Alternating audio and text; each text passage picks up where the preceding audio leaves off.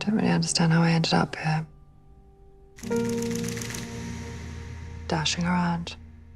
And losing sight of myself in the process. I think that's been the story of my whole life. Hello, I'm Rod McPhee. I'm the TV editor on The Sun, and we're joined today by legendary royal photographer Arthur Edwards, and we're going to have a little chat about the new series of The Crown. I'm a big fan of the show, and Arthur not so much, as he's spent a lot of his career with the royals and knows a lot of them personally. I've never met any of the royals, but I am a devotee of the Netflix show. So welcome, Arthur. Thank you. So first of all, how do you feel about The Crown? I assume you're not a great fan? Not a great fan. I watched the first two series. I thought Claire Foy was fantastic, I must say. I was really impressed with her. I thought it was great. And then when the sort of mistakes was coming along, and then I sort of figured, oh my God, if it's going to be like this, I'm not interested. And I never watched another show. I watched the first two, never watched any more, but I've been reading about it. I've been reading about the way they showed the Prince of Wales, and now our king. I mean, who, in my view, is an exceptionally brilliant man. He's a very humble man. He's a man we're so lucky to have as our king. And I've been working with him since he was 28 when he came out of the Navy. And I've seen what he's achieved, what he achieved. He came out of the Navy and he started the Prince's Trust on his Navy pension. And look at that now, it's helped over 1 million youngsters off the scrap heap. And when you go to the awards every year and you see these young people getting up and saying how he's changed their life around, and you're in tears because, he's just made such a difference to them. And he's very humble and he never takes any praise for that. He just continuously supports it in every possible way. And he gets all these famous actresses and actors to come and talk to these children because he uses that power that he has to make it better for others, never for himself. But don't you think that it's good to have the good points like those that you talked about, which are included in The Crown, alongside the more thorny issues? I mean, for example, his relationship with Diana. A lot of people say that perhaps he could have treated Diana better.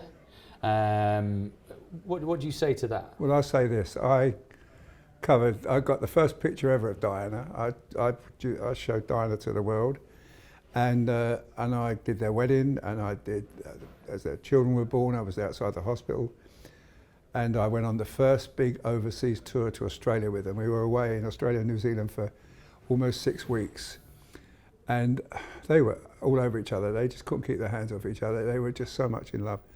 And I really was impressed. Every weekend they'd go off be with William, and the following week they'd work hard. We'd get great stuff, but they were very much in love. And then I did tours to Canada and the same there. But, 1 in 4 marriages fail, don't they? And the thing is that Diana, Charles liked walking in the hills of Balmoral, and Diana liked walking around Harrods and Harvey Nichols, and Camilla likes walking around the Balmoral. So they had nothing really in common. He liked the opera, she liked Elton John, and there's nothing wrong with that. But if you're not agreeable on those things, and you just can't agree on a lot of other things, and they just. He helped her with her bulimia. He got the best psychiatrist to help her, and she cured herself of it, and she put on the weight and she looked great again. But Diana, it was an amazing woman in herself. I mean, she broke the mold. She would sit on the bed of patients and chat to them. I mean, I remember holding the hands of a leper in Nigeria with missing fingers and looking into his eyes and asking him to tell her his story, and HIV babies in Harlem, rocking them in her arms. This woman was incredible, and she broke the mold single-handedly in this country of HIV. Amazing woman. So take nothing away from the fact that she contributed a lot to the royal family, but they just wasn't hitting it off. And she was using the children in many ways as a weapon against him, and he stopped it. I mean, he decided that he could no longer go on like that.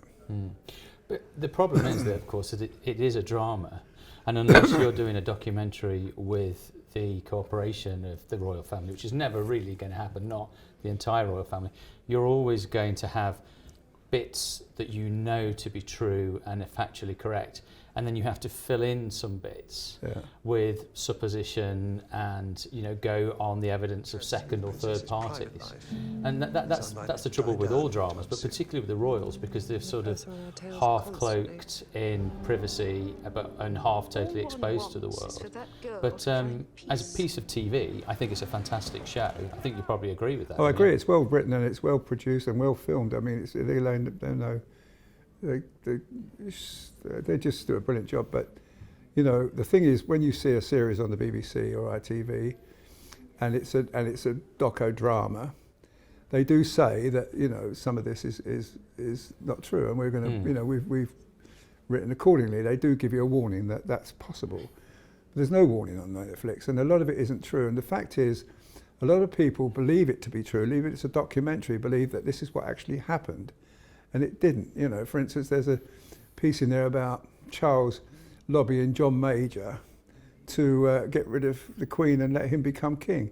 John Major completely denies that. And when I saw Prince Charles with his mother, they were fantastically very warm together. I mean, I remember on her jubilees, and the mummy, and he kissed her hand, and he called her mummy. You don't do that to someone you want to get rid of, and so that's completely untrue. And if people in America lap it up, I mean, it's a hugely popular show over there, and Australia, and people tend to believe that, and it really, it so irritated me because, and the Duke of Edinburgh, Duke of Edinburgh is one of the most loyal people to the Queen. I'm absolutely devoted his whole life to supporting her. And he was a wonderful man. He gave up his career in the Navy to do that. And it's just I just feel, Rod, that this is a wonderful family. This is a family that devotes its life to duty. They always turn up, no matter if it's raining, snowing, whatever it is. They always deliver. They travel the world representing our country, great ambassadors. They never stop working. I was recently with the King. I said to him, "You're working too hard, sir." And he blamed his staff for giving him too much, but they're driven by him. He'll have a good idea at 2 a.m. and ring someone up and say, "This is what we've got to do." And if he asks you to do something, he never forgets. He never forgets. He a month later, "What are you doing about that?" He'll say, "What are you doing about that?" He's just driven, but he's an amazing man, and I could, when you go to see him go to a hospice on Christmas Eve, and within a minute he's got all these very sick people with weeks to live, laughing, joking, pulling crackers. You see that, or you go to Dominica or Grenada when there was a hurricane, ripped roofs off all their houses, and he's walking amongst the people, consoling them, and he's making them smile and laugh.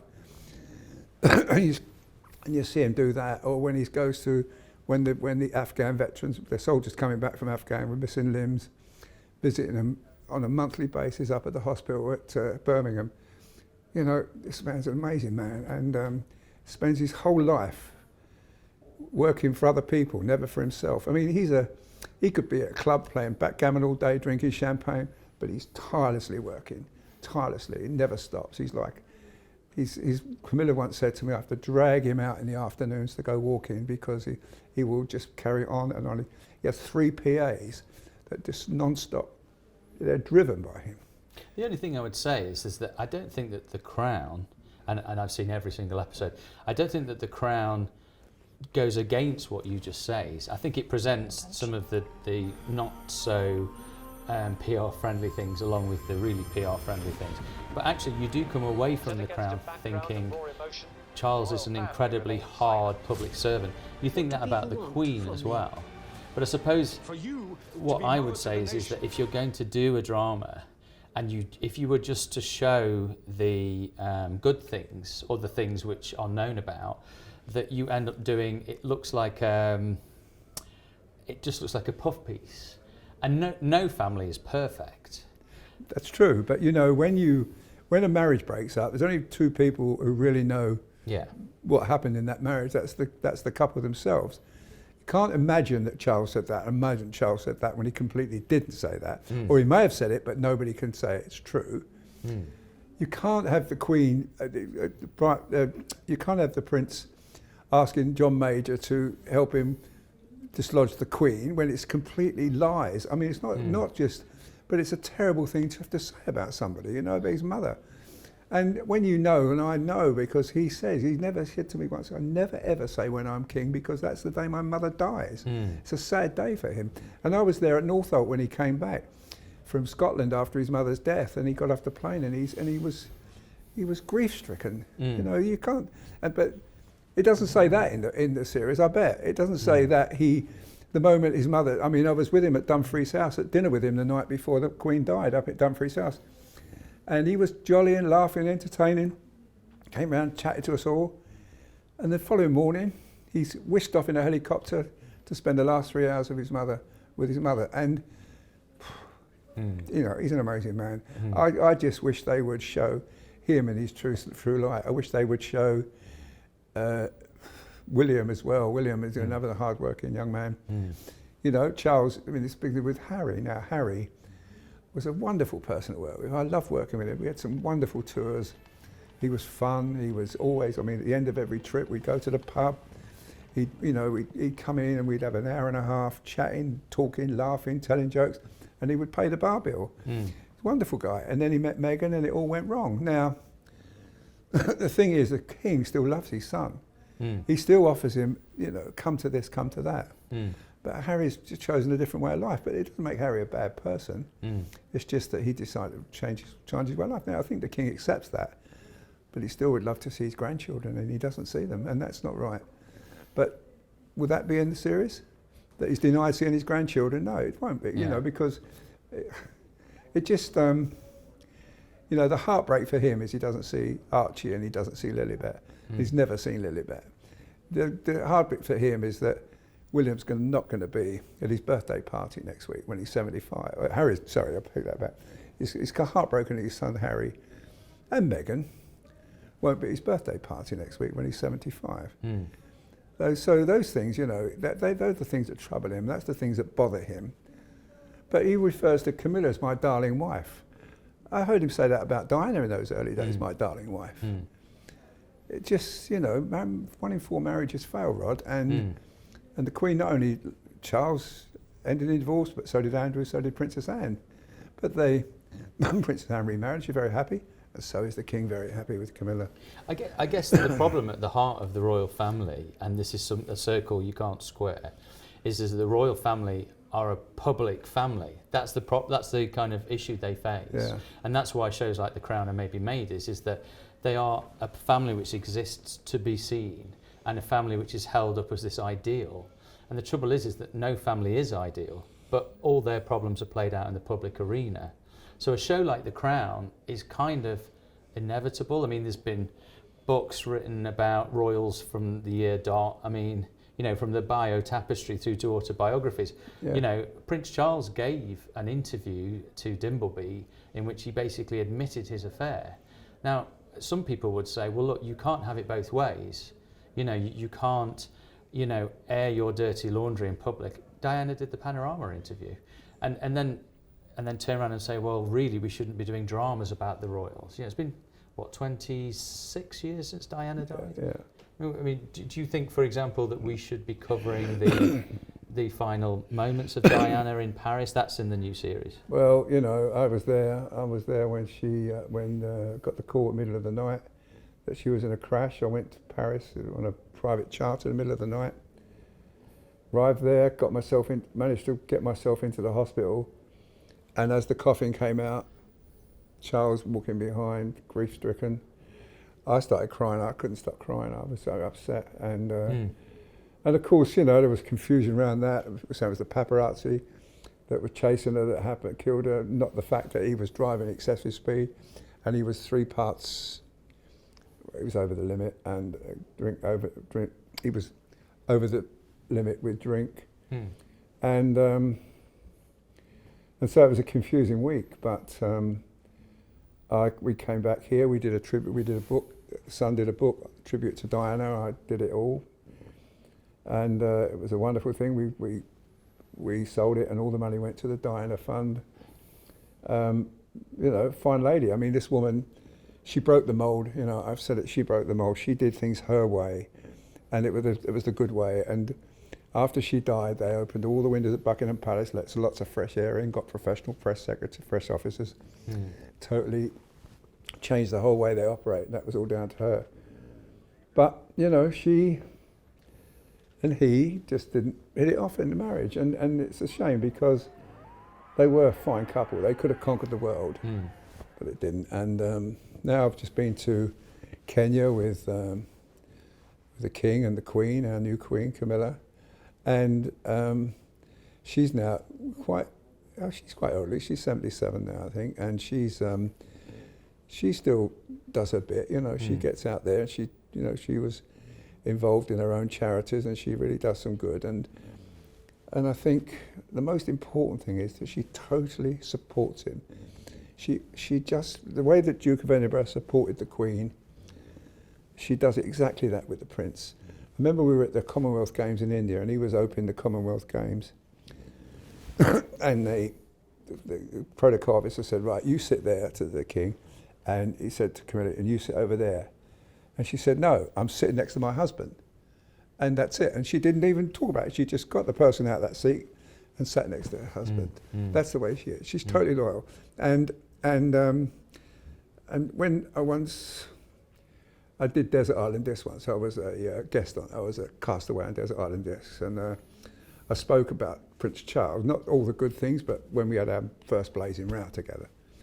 But then I went on to say how I changed my view over him. I listened to him make these amazing speeches about the rainforest. I was there in Brazil when he begged the president of Brazil to stop ripping these rainforests up.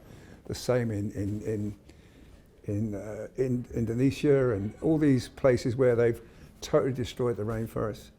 And I realised he means well. He's trying to make a difference. And I absolutely believe that, you know. And so I changed my view and I started saying really nice stories. And Camilla wrote me a letter. She said, I'm in floods of tears listening to you say wonderful things about my husband. And I immediately brought that up recently with her. I said, do you remember that letter? She said, yes, I was. I was absolutely crying. She said, listening to what you were saying. So it was a genuine love story and totally supportive of each other. And I just wish that would come across in The Crown, how much they love each other, how much they care about each other, how much they laugh a lot together, how much they do things together.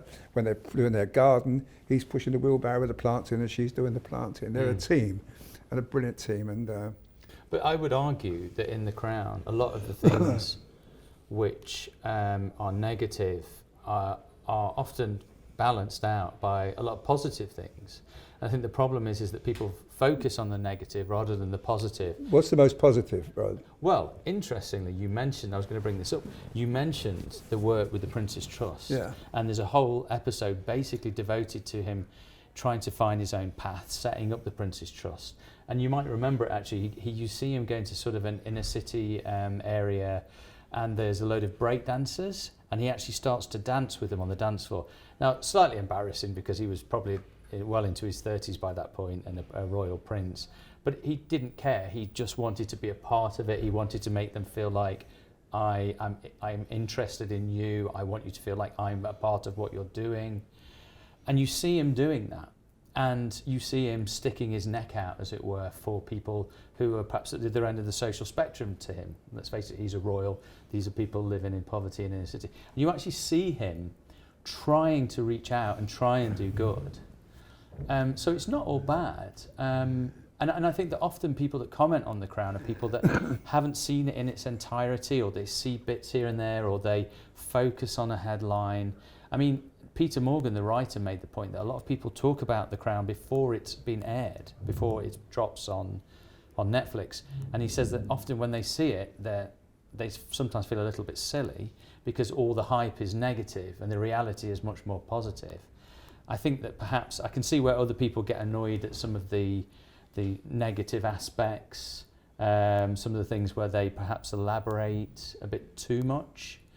But I mean, Dominic West, it's interesting. Dominic West wrote to Prince Charles when he got the gig as playing Prince Charles and said, do you want me? Well, he said, I think I should resign from the Prince's Trust board. And Prince Charles wrote back to him and said, no need.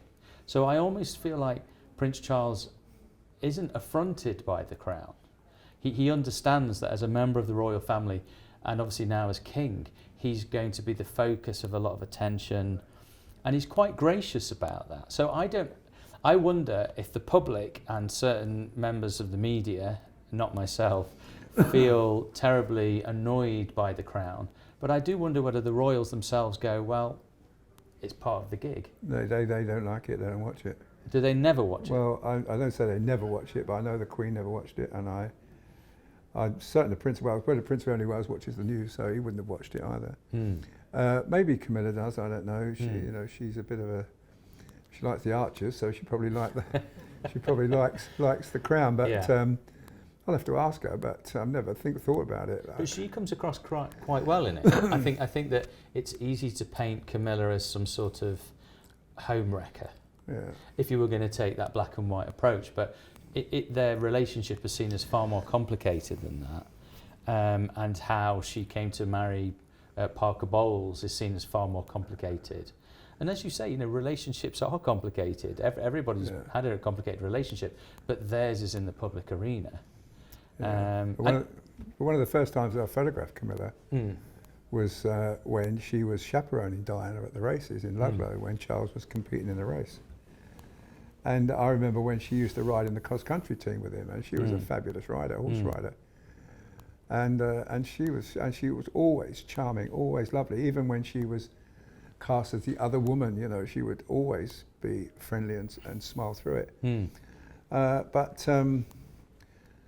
Listen, I've just covered the estate owner of Parliament, and I see her sitting there next to him, and it looks just right, you know. He just looks right. He's got his partner there. He takes all the heavy load, but she supports him in everything he does. And I think it's a terrific marriage. And I just, you know our country's in pretty good hands at the moment. We've lost a great queen, and probably Charles will never be as popular as Queen Elizabeth. But he's doing his very best, and I think he's followed by William and George, and I think the royal family is in pretty healthy state in spite of the crown. And I'm serious, and people in America might think that Charles being sulky and miserable is the way he is. Well, you know, as I said, if he could meet everybody in this country, he would be so popular because he just gives everything. Takes nothing but gives a lot. And for me personally, he's done some amazing things which I don't want to actually go into, but personally he's been fantastic to me. He's introduced me to 2 popes, and I'm a practicing Catholic, so that's been a big deal to me, you know. In fact, when I met Pope Francis, he said, I wasn't at the pool. I was standing outside the Vatican main office, and Prince of Wales' one of his secretaries came out and said, look, put your camera down, come with me. And I walked into the Holy Father's office, and Prince Charles said, Holy Father, he said, this is the most important man in the room. He said, he's been working with me for over 40 years, and he's a Catholic. And the Pope was beaming smile. It's just wonderful. And it was a great moment for me. And a few months later, we went back to Rome for the canonization of a cardinal from Birmingham, I think it's Cardinal Newman. And afterwards at the English College, Prince Charles said to me, I'm sorry I couldn't introduce you to the Pope today, Arthur, he was very busy. But you know, but so personally he's been tremendous to me, and to my darling wife. And I can tell you now, he's genuine. He's the most genuine person you could ever want. And I watch him reading the Queen's speech today out there. Possibly a lot of it he doesn't agree with, but a lot of it he does, but you'd never know. He just gets it right, I think, most times. And like all of us, he's human, and human, we make mistakes. He's made a few, and I think we should probably overlook those for the great benefit he's done, the hard work he's done, and the determination is to keep the monarchy in Britain, keep the people loving the monarchy in Britain. If Australia and New Zealand and other countries decide to give up the monarchy, he says, I understand. When we come back from Barbados last year, when they decided no longer to have the Queen as head of state. He said, I understand. He said, whatever they want to do, he said, but we still need to help them. And that's what he said to me on the plane coming back. We still need to help them. And that's what he's like, help, help, help, give, give, give. I think, although we disagree on The Crown, I think the one thing that we can probably agree on is that the problem with shows like The Crown isn't the show in themselves, but perhaps this current generation where they aren't as willing to go and buy a newspaper or buy a book. You know, they get things in snapshots from social media or the internet, or dramas, or, you know, and these streamers. Yeah. And the trouble is that they're less inclined to go off and if something and check something out. So they take something as being true or false indeed. Yeah. I mean, do you think that's part of the problem is that we now have a generation who are less likely to go off and find out for themselves the truth? Possibly, and probably if I could say one good thing about The Crown is that young people watch it, and so they do take an interest in the royals. Mostly growing up, young people are not interested at all. They get old, as they get older, they probably take more notice. So probably in that case, they have taken an interest in it. It's just, I wish they'd put a little thing under there, you know, some of this is not true. I don't think that's likely to happen. I don't think so either. Yeah. Well, I'll be looking forward to Series 6, which starts later this month. I'm assuming, Arthur, you won't be tuning in there. I won't be, no, but I'll listen to what you have to say in the paper, Rod. I'll read what you have to say in the paper. Thanks very much. Pleasure. Thank you.